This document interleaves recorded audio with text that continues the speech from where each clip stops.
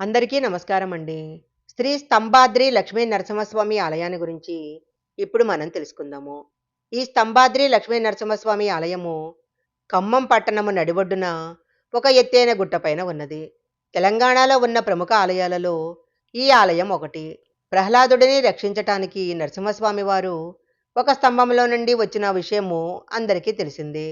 అలాంటి స్తంభాన్ని కలిగి ఉన్న ప్రాంతం కాబట్టి స్తంభాద్రి, స్తంభశిఖరి అనే పేర్ల నుంచి కాలక్రమంగా ఖమ్మం అనే పేరు ఏర్పడిందని చెప్తారు.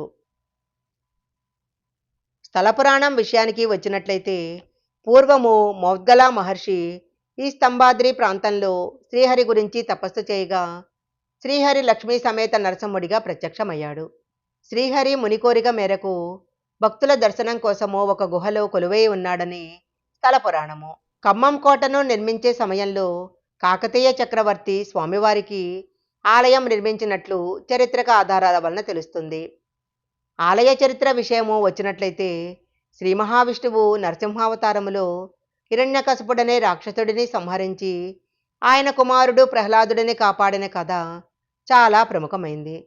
ఆనాడు ప్రహ్లాదుడిని కాపాడటం కోసము స్తంభం నుండి ఉద్భవించిన స్వామి ఈ కొండపైన ఉన్న గుహలో వెలిశాడని, అందుకే కొండకు స్తంభాద్రి అనే పేరు వచ్చిందని చెప్తారు. ఈ కొండ మొత్తము కూడా ఒక స్తంభం ఆకారంలో ఉంటుంది. అందువలన ఈ పట్టణానికి స్తంభాద్రి అనే పేరు వచ్చిందనేది మరొక కథ. అప్పటినుంచి ఖమ్మం మెట్టు అనే పేరు ఉందని ఆదికవి హరిభట్టు తన వరాహ పురాణంలో పేర్కొన్నాడు. ఈ ఆలయ ప్రత్యేకత ఏమిటంటే, ఇక ఆలయ ప్రత్యేకత విషయానికి వచ్చినట్లయితే కొండను తొలచి చేసిన స్తంభాలపైన చెక్కిన కాకతీయుల శిల్పకళా శైలి చాలా అబ్బురపరుస్తుంది. రాతితో నిర్మించిన ఏకశిలా ధ్వజస్తంభము ఇక్కడ ప్రత్యేకత. ఈ ఆలయంలో విశేషము స్వామివారు దక్షిణాభిముఖంగా ఉంటారు. గర్భగుడిలో స్వామివారికి ఎడమవైపున లక్ష్మీదేవి, కుడివైపున అద్దాల మండపం ఉంటాయి. ధ్వజస్తంభం పక్కన ఆంజనేయస్వామి మందిరము, గుట్టపైన సుబ్రహ్మణ్యేశ్వర స్వామి, విష్ణుమూర్తి ఆంజనేయస్వామి మందిరము, వెంకటేశ్వర స్వామి ఆలయము ఉన్నాయి. ఇక్కడున్న స్వామివారి కోనేరులో నీరు ఎప్పుడూ ఉంటుంది. వర్షాకాలంలో నీరు ఎక్కువై ఆలయంలోని స్వామివారి నాభి వరకు నీరు చేరుతుంది. ఆ సమయంలో నీటిని బయటికి పంపిస్తారు. ఈ ఆలయంలో ఉన్న ప్రత్యేకత ఏంటంటే నల్లరాతితో చెక్కిన సాయిబాబా విగ్రహము. నల్లరాతి సాయిబాబా విగ్రహం ఉన్న ఆలయము మన రాష్ట్రంలో ఇదొక్కటేనని చెప్తారు. ఈ ఆలయంలో ఉన్న స్వామివారికి 3 పూటల పూజలు జరుగుతాయి. ప్రతి శుక్రవారము లక్ష్మీదేవికి క్షీరాభిషేకము, ప్రతి ఆదివారము అన్నదానం చేస్తుంటారు. నరసింహస్వామి పానక ప్రియుడు అంటారు. అందుకే ప్రతిరోజు పానకంతో స్వామివారికి అభిషేకం చేస్తుంటారు. ఇక్కడున్న 6.5 అడుగుల ఎత్తు ఉండే నల్లరాతి సాయిబాబాను శ్రీకృష్ణుని అంశగా భావించి కృష్ణాష్టమి రోజు విశేష పూజలు చేస్తుంటారు.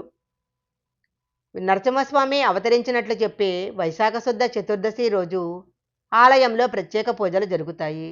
5 రోజులు బ్రహ్మోత్సవాలు నిర్వహిస్తారు. శ్రావణ మాసంలో స్వామివారికి పవిత్రోత్సవాలు, అమ్మవారికి విశేష పూజలు జరుగుతాయి. సామాన్యంగా దేవాలయాలు తూర్పున లేదా ఉత్తర దిశలకు తిరిగి ఉంటాయి. కానీ ఇక్కడ నరసింహస్వామి మాత్రము దక్షిణాభిముఖుడుగా ఉంటారు. ఎత్తైన కొండలపై వెలిసిన నరసింహమూర్తి శిల్పము సహజంగా వెలిసిందని, శతాబ్దాల కాలం నుంచి అది అక్కడే ఉన్నట్లు చెప్తుంటారు. ఇక్కడ ధ్వజస్తంభము పూర్తిగా శిలతో నిర్మించబడింది. ధ్వజస్తంభం గుండ్రని నిర్మాణంతో స్తూపాకారంలో కాక నలుపలకలుగా దీర్ఘకణం ఆకారంలో ఉంటుంది. సాధారణంగా దేవాలయంలో గర్భగుడిలోని మూల విరాట్టుకు ఖచ్చితంగా ఎదురుగా ఉండేలా ధ్వజస్తంభాన్ని నిర్మాణం చేస్తారు.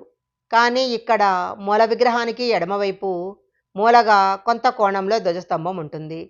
ఇలా ఉండటానికి కారణము మూల విరాట్టు ముందుకు లంబంగా కాకుండా కొంత కోణంలో పక్కకు చూస్తున్నట్లు ఉంటుంది. రాతి ధ్వజస్తంభం పైన ఒక పక్షి వంటి రూపం ఉంటుంది.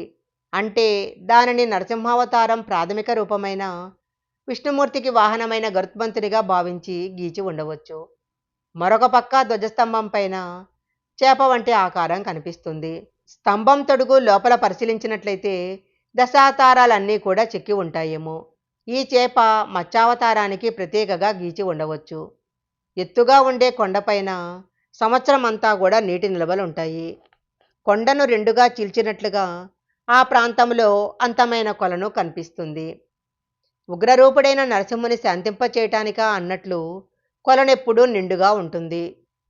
కొన్నిసార్లు చెమ్మ వంటి తడి మాత్రమే కాకుండా ఏకంగా ప్రవాహంలాగా నీరు కొండ మీద కొలను నుంచి గర్భగుడిలోని స్వామివారి విగ్రహాన్ని తడుపుతూ ఉండటము అర్చకులు చాలాసార్లు గమనించారట. ఈ ఆలయానికి క్షేత్రపాలకుడు హనుమంతుడు. దక్షిణ దిశగా తిరిగి ఉన్న ఈ ఆలయంలో ఆగ్నేయ దిశలో క్షేత్రపాలకుని మందిరం ఉంటుంది. చాలా నరసింహ క్షేత్రాలలో స్వామివారికి నైవేద్యంగా పానకాన్ని సమర్పిస్తారు. మంగళగిరి నరసింహస్వామికి ఎన్ని బిందెల పానకం పోసినా స్వీకరిస్తాడని, అయినా భక్తులకు ప్రసాదంగా కొంత మిగులుస్తాడని కథనము. ఈ ఆలయంలో ఉన్న స్వామికి పానకంతో అభిషేకం చేస్తుంటారు. ఉగ్రరూపంతో ఉన్న స్వామివారిని శాంతింపజేయటానికి పానకంతో అభిషేకం చేయటము అనాదిగా వస్తున్న ఆచారము. సర్పదోష ముక్కబొడులకు దోష నివారణకు సర్పశిలలను, లోహ సర్పాలను పూజించటము పూర్వకాలం నుంచి ఆనవాయితీగా ఉంది. ఈ ఆలయ పరిసరంలో అనేక రకాలైన సర్పశిలలు కనిపిస్తాయి. దేవాలయ ఆవరణంలో ఉన్న విశాలమైన పార్కు ప్రధానమైన ఆకర్షణగా నిలుస్తుంది. ఈ వీడియో గనక మీకు నచ్చినట్లయితే లైక్ చేయండి, షేర్ చేయండి. ఇలాంటి మరిన్ని వీడియోల కోసం మా ఛానల్ సబ్స్క్రైబ్ చేసుకోండి. పక్కనే ఉన్న బెల్ ఐకాన్ని యాక్టివేషన్ చేసుకుంటే మేము పెట్టే వీడియోలన్నీ కూడా మీకు ముందుగానే నోటిఫికేషన్గా వస్తాయి. మరొక మంచి వీడియోతో మళ్ళీ కలుసుకుందాం.